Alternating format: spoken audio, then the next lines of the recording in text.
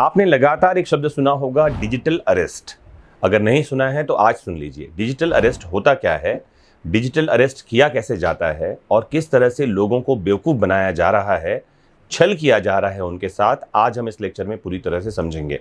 Last तक आपको जुड़े रहना है, इस लेक्चर से समझना है कानूनी प्रावधानों को और जागरूक होना है ठगी के नए तरीकों के लिए। एक बात ध्यान से समझिए, आमतौर पर कहा जाता है कि कोई व्यक्ति दूसरे के साथ ठगी करता है। ठगी शब्द हमारे लॉ में नहीं है। अगर आप आईपीसी में देखें तो सेक्शन 310 में ठग शब्द की परिभाषा मिलती है और उसका किसी को बेवकूफ़ बनाने या उसके साथ चीटिंग करने से लेना देना नहीं है।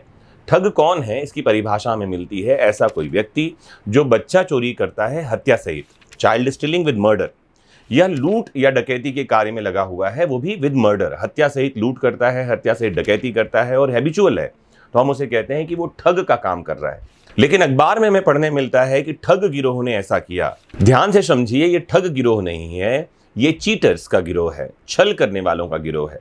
कैसे हुआ डिजिटल अरेस्ट, मैं आपको बताता हूं। हुआ ये कि इंदौर शहर में रहने वाले एक डॉक्टर को 24 घंटे डिजिटल अरेस्ट करके 3 लाख रुपए की धोखाधड़ी कर ली गई। न्यूज में पढ़ने के लिए मिला कि डॉक्टर को इंटरनेशनल कुरियर कंपनी से आए पार्सल के नाम पर पहले उसमें ड्रग्स होने का बोलकर केस में फंसाने के नाम पर डराया गया। फिर कस्टम ऑफिसर, सीबीआई और साइबर सेल अधिकारी बनकर अलग अलग लोगों ने डॉक्टर से बात की और स्काइप ऐप के जरिए डॉक्टर को 24 घंटे नजरबंद रखा, जिसे डिजिटल अरेस्ट कहा जा रहा है। तो हुआ क्या है, मैं समझा दूं आपको। एक व्यक्ति है जो कि ऑलरेडी डॉक्टर है। डॉक्टर से कहा गया कि आपके नाम पर एक पार्सल आया है और इस पार्सल में ड्रग्स होने की संभावना है, किसी ने आपको भेजा है। ड्रग्स मतलब प्रोहिबिटेड ड्रग्स, जिसको कि तस्करी करके लाया गया है और उसको ये बताया गया कि आप इस अपराध में फंस सकते हैं, हम इसकी जांच कर रहे हैं।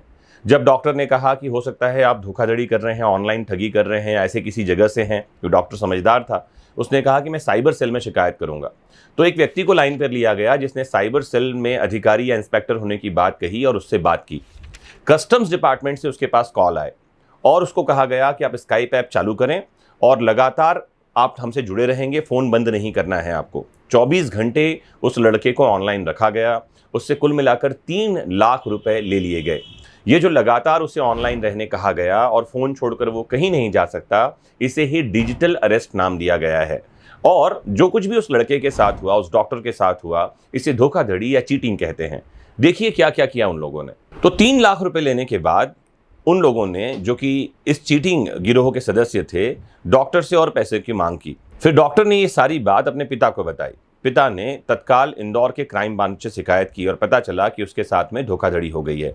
आपको एक जानकारी दे दूं कि कुछ समय पहले 10 अप्रैल के दिन इंदौर के पास ही राऊ नाम की जगह में एक डॉक्टर दंपति को, मतलब हस्बैंड वाइफ दोनों ही डॉक्टर थे, इंटरनेशनल कुरियर कंपनी के पार्सल के नाम पर 48 घंटे, जी हाँ 48 आवर्स, मतलब लगभग 2 दिन डिजिटल अरेस्ट करके रखा गया था और उनसे 8 लाख रुपए वसूल कर लिए गए थे। धोखाधड़ी करने वालों ने डॉक्टर को धमकाया था, ये जो प्रेजेंट केस है इसमें, कि आपके पास जो पार्सल में आईडी मिले हैं उन पर मुंबई के एक बैंक अकाउंट का डिटेल भी है, इस अकाउंट से काफ़ी अवैधानिक गतिविधियों में पैसे ट्रांजैक्ट हुए हैं, इसके लिए हमको आपका स्टेटमेंट लेना है। इसके बाद डॉक्टर को ऑनलाइन स्टेटमेंट लेने का बोलकर स्काइप ऐप जो है उसको चालू करवाया गया और उसमें कहा गया कि वो लगातार ऑनलाइन उस पर बना रहेगा। कहा कि जब तक स्टेटमेंट नहीं हो जाएगा और जांच पूरी नहीं होगी वो फ़ोन नहीं काट सकता। डॉक्टर रात में सोएगा तो भी उसका मोबाइल चालू रहना चाहिए और स्काइप पर उसको ऑनलाइन रहना चाहिए। धोखाधड़ी करने वालों ने यह भी कहा कि अब आप जॉब पर नहीं जा सकते हैं, आप घर में ही रहेंगे, और ये भी कहा कि आपका एक अकाउंट हम सर्विलांस पर ले रहे हैं और इसके लिए आपको कुछ अमाउंट ट्रांसफ़र करना होगा।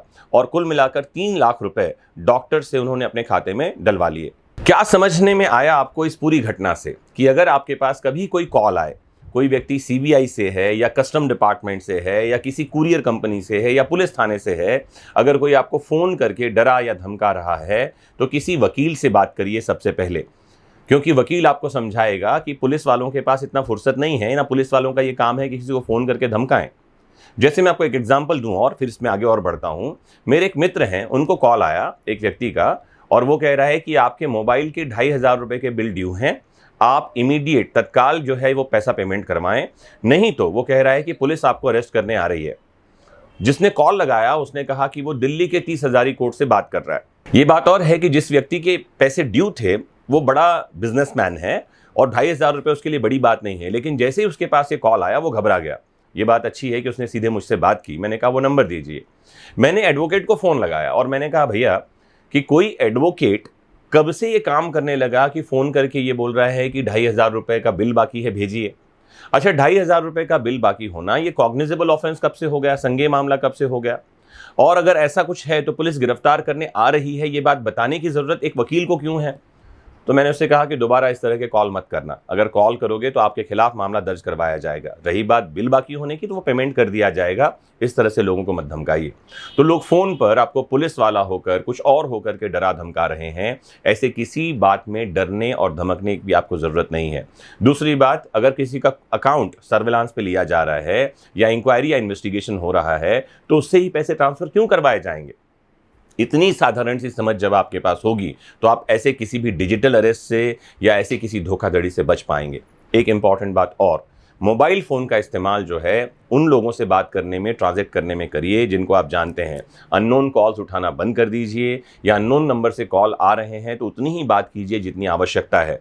सबसे इंपॉर्टेंट ये है, कानूनी जागरूकता आपको ऐसी किसी धोखाधड़ी में फंसने से बचा सकती है। और इसके लिए करना क्या है?